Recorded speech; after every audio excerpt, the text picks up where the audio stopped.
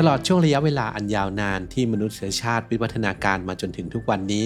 บรรพบุรุษของเราได้ลองผิดลองถูกประดิษฐ์สิ่งของต่างๆขึ้นมาเพื่อวัตถุประสงค์การใช้งานที่ต่างกันออกไปบางชิ้นก็ไม่ได้ดูซับซ้อนยุ่งยากเกินความเข้าใจแต่บางชิ้นก็ชวนชงนปนความอัศจรรย์ใจถึงความอัจฉริยะของผู้คนในยุคก่อนดังเช่นสิ่งประดิษฐ์โบราณทั้ง6ชิ้นนี้ที่เรารวบรวมมาฝากกันซึ่งน่าจะสร้างความประหลาดใจให้กับผู้ที่พบเห็นได้บ้างไม่มากก็น้อยไปติดตามกันครับ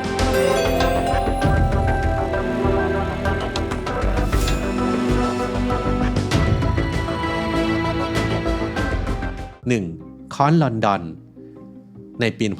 1936 บริเวณใกล้กับเมืองลอนดอนรัฐเท็กซัสสหรัฐอเมริกาสามีภรรยาคู่หนึ่งกำลังเดินเล่นอยู่ริมลำธารและบังเอิญไปพบกับวัตถุบางอย่างฝังอยู่ในหินใกล้กับน้ำตก10 ปีต่อมาลูกชายของพวกเขาได้พยายามทุบหินเพื่อนำวัตถุปริศนาออกมาก่อนจะพบว่าสิ่งที่อยู่ข้างในนั้นคือค้อนของคนงานเหมืองที่มีอายุอยู่ในช่วงปลายศตวรรษที่ 19โดยหัวค้อนดังกล่าวทำมาจากโลหะมีความยาวประมาณ6 นิ้วเส้นผ่าศูนย์กลาง1 นิ้วโดยขนาดที่ค่อนข้างเล็กแสดงให้เห็นว่าเครื่องมือนี้เหมาะสำหรับงานละเอียดหรือชิ้นงานที่ทำจากโลหะอ่อนและสิ่งที่สร้างความประหลาดใจอย่างมากก็คือหินที่ห่อหุ้มค้อนอยู่มาจากยุคคริเทเซียสเมื่อราว400 ล้านปีก่อนซึ่งเป็นช่วงเวลาที่มนุษย์นั้นยังไม่มีวิวัฒนาการใดๆคำตอบทางวิทยาศาสตร์สำหรับความสงสัยนี้ก็คือหินก้อนดังกล่าวไม่ได้มีอายุเก่าแก่ขนาดนั้นเพียงแต่แร่ธาตุที่หุ้มอยู่รอบๆค้อนอันนี้มีแหล่งที่มาจากชั้นหินโบราณที่ผ่านการละลายและแข็งตัวตามกระบวนการทางธรณีวิทยาอีกทั้งในเขตคิมเบิลซึ่งเป็นสถานที่ค้นพบค้อนยังเป็นส่วนหนึ่งของเขตภูมิศาสตร์ขนาดใหญ่ที่เรียกว่าที่ราบสูงเอ็ดเวิร์ดที่ประกอบไปด้วยหินยุคคริเทเซียสเป็นหลักจึงมีความเป็นไปได้ที่จะเกิดปรากฏการณ์ดังกล่าวปัจจุบันค้อนแห่งลอนดอนนี้ถูกเก็บรักษาไว้ที่พิพิธภัณฑ์ Creation Evidence Museum of Texas 2. กลไกแอนติคิเทรากลไกช่วยคำนวณทางดาราศาสตร์ของชาวกรีกชิ้นนี้มีอายุเก่าแก่ถึง 2,000 ปีนับเป็นตัวอย่างแบบจำลองวงโคจรดาวเคราะห์ที่เก่าแก่ที่สุดเท่าที่เคยมีการค้นพบมาและยังถือเป็นคอมพิวเตอร์อนาล็อกที่เก่าแก่ที่สุดในโลกด้วยโดยเรื่องราวเกี่ยวกับอุปกรณ์ชิ้นนี้มีการกล่าวถึงเฉพาะในวรรณกรรมกรีกโรมันเท่านั้นกลไกแอนติคิเทราค้นพบในซากเรืออับปางใกล้กับเกาะแอนติคิเทราในทะเลเมดิเตอร์เรเนียนประเทศกรีซเมื่อปี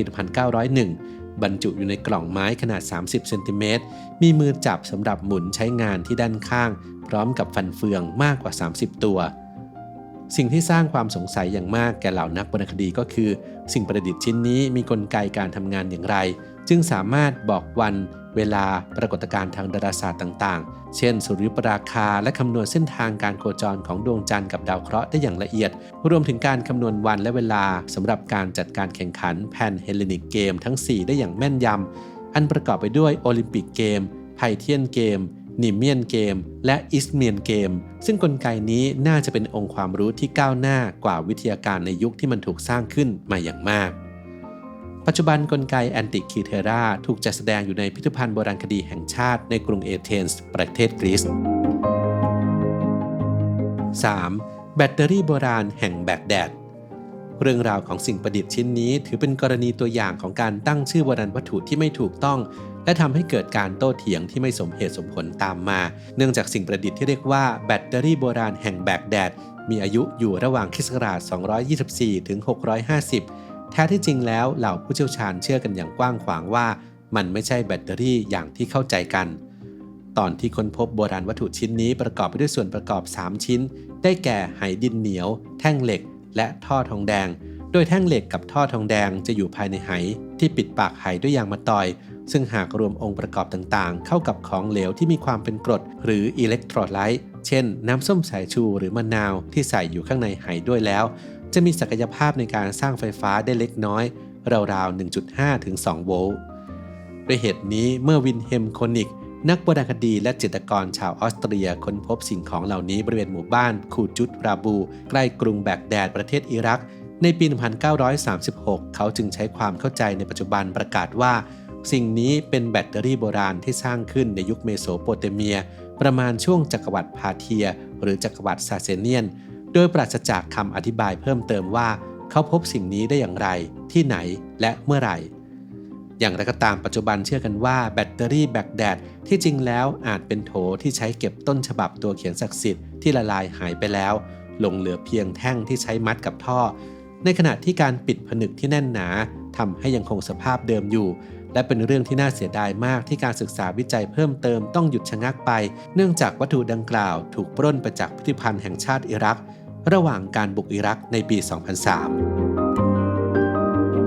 4. แหวนเบียก้า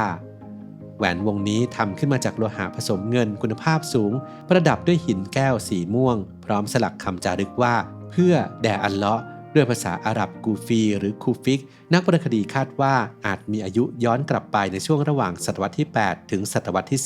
10 การค้นพบแหวนเบียก้าเกิดขึ้นในช่วงปลายศตวรรษที่ 19 โดยพบภายในหลุมศพของชาวสแกนดิเนเวียซึ่งมีเจ้าของหลุมฝังศพเป็นหญิงที่เสียชีวิตในยุคไวกิ้งประเด็นที่สร้างความประหลาดใจก็คือหลุมฝังศพอยู่ห่างไกลจากรัฐคอลิฟะอับบาซียะอาณาจักรที่ครอบครองพื้นที่อันกว้างใหญ่ไพศาลตั้งแต่ตูนิเซียไปจนถึงชายแดนอินเดียและเป็นชาติที่ใช้ภาษาอาหรับกูฟีในช่วงเวลาดังกล่าวค่อนข้างมากส่วนเบียก้าที่เป็นชื่อแหวนก็มาจากชื่อเมืองเบียก้าซึ่งตั้งอยู่บนเกาะบีจอกในทะเลสาบแมลาเรนห่างจากกรุงสต็อกโฮล์มเมืองหลวงของสวีเดนไปประมาณ30กิโลเมตรในอดีตเมืองเบียก้าเป็นจุดค้าขายที่มีชื่อเสียงยุคของชาวไวกิ้งจึงคาดกันว่าขณะที่ไวกิ้งเข้ามาปล้นสะดมในแถบยุโรปอาจทำการค้าขายแลกเปลี่ยนสินค้ากับรัฐคอลิฟะอับบาซียะและเป็นเหตุให้พบเห็นแหวนอาหรับดังกล่าวในหลุมศพของหญิงชาวไวกิ้งในพื้นที่ห่างไกลเช่นนี้ทั้งยังไม่มีการค้นพบแหวนลักษณะเดียวกันในช่วงก่อนและหลังการค้นพบครั้งนี้ผู้เชี่ยวชาญจึงเชื่อว่าแหวนเบียก้าอาจมีความสำคัญเป็นอย่างมากปัจจุบันแหวนเบียก้าถูกเก็บรักษาอยู่ที่พิพิธภัณฑ์ประวัติศาสตร์สวีเดนในกรุงสต็อกโฮล์มซึ่งเป็นที่รู้จักกันในชื่อแหวนอัลเลาะห์ตามคำที่จารึกไว้บนแหวน 5. แผนที่ปิริลิสในปี 1929 ผู้เชี่ยวชาญด้านภาษากรีกและนักเทววิทยาชาวเยอรมันกุสตาฟอดอล์ฟไดส์มันได้ค้นพบส่วนหนึ่งของแผนที่ปิริลิสซึ่งวาดบนแผ่นหนังกวางภายในห้องสมุดของพระราชวังท็อปกาปีในเมืองอิสตันบูลประเทศตุรกีปิริลิสหรืออาเมดมูฮิดดินปิรีเป็นนักเดินเรือนักภูมิศาสตร์และนักทำแผนที่เชื้อสายออตโตมันตุรกีที่มีชีวิตอยู่ในปี 1513 ซึ่งเขาได้วาดแผนที่ฉบับหนึ่งขึ้นมาจากการรวบรวมแผนที่โบราณจากภูมิภาคต่างๆประมาณ20แผ่นยกตัวอย่างเช่นแผนที่บางส่วนที่วาดโดยคริสโตเฟอร์โคลัมบัสระหว่างการเดินทางครั้งที่3ไปยังดินแดนโลกใหม่ซึ่งสิ่งนี้ทำให้แผนที่ปิริลิสได้รับความสนใจและมีความสำคัญเป็นพิเศษเนื่องจากเป็นแผนที่ที่บันทึกการเดินทางครั้งที่3ของโคลัมบัสเพียงชิ้นเดียวที่หลงเหลืออยู่อีกสิ่งที่น่าสนใจเกี่ยวกับแผนที่ปิริลิสคือเชื่อกันว่าแผนที่นี้ยังแสดงให้เห็นทวีปแอนตาร์กติกาหรือขั้วโลกใต้เมื่อเกือบ300ปีก่อนที่จะถูกค้นพบและที่ชวนประหลาดใจมากกว่านั้นคือทวีปแอนตาร์กติกาที่ปิริลิสวาดไว้มีลักษณะเป็นแผ่นดินปราศจากน้ำแข็งที่มีอายุ 6,000 ปีปกคลุมอยู่ปัจจุบันชิ้นส่วนของแผนที่ประมาณ1 ใน 3ที่หลงเหลืออยู่ถูกเก็บรักษาไว้เป็นอย่างดีในพระราชวังท็อปกาปีในตุรกี 6. วีนัสแห่งวิลเลนดอร์ฟระหว่างการขุดค้นแหล่งโบราณคดียุคหินเก่าในปี 1908 ได้มีการค้นพบรูปสลักหินปูนรูปร่างประหลาดถึง 40 ชิ้นกับเศษซากที่ไม่สมบูรณ์อีก 80 ชิ้นบริเวณใกล้กับหมู่บ้านวิลเลนดอร์ฟในเมืองวาคาวประเทศออสเตรียในจำนวนนี้มีรูปแกะสลักสูงประมาณ 4 นิ้วครึ่งทำจากหินปูนหรือหินตะกอนที่ประกอบไปด้วยเม็ดกลมเล็กๆคล้ายกับไข่ปลาไม่ใช่หินที่พบได้ในพื้นที่โดยแกะสลักเป็นรูปลักษณ์ของหญิงเปลือยหุ่นอ้วนกลมสิ่งที่ทำให้รูปแกะสลักนี้น่าสนใจคือนักโบราณคดีแทบจะไม่รู้อะไรเลยเกี่ยวกับรูปปั้นเหล่านี้ยกเว้นอายุที่น่าจะเก่าแก่ประมาณ 28,000 ถึง 25,000 ปีก่อนคริสตกาลและไม่ได้มีถิ่นกำเนิดอยู่ในภูมิภาคที่ค้นพบประติมากรรมดังกล่าว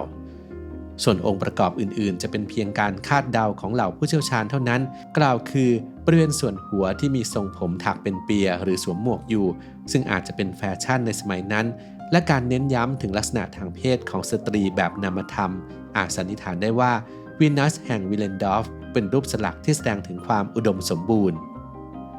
ในเชิงภาษาศาสตร์การนำเอาคำว่าวีนัสมาตั้งเป็นชื่อวัตถุนั้นถือว่าเป็นปัญหาอยู่บ้างเนื่องจากตำนานเกี่ยวกับวีนัสเกิดขึ้นหลังรูปสลักนี้หลายพันปี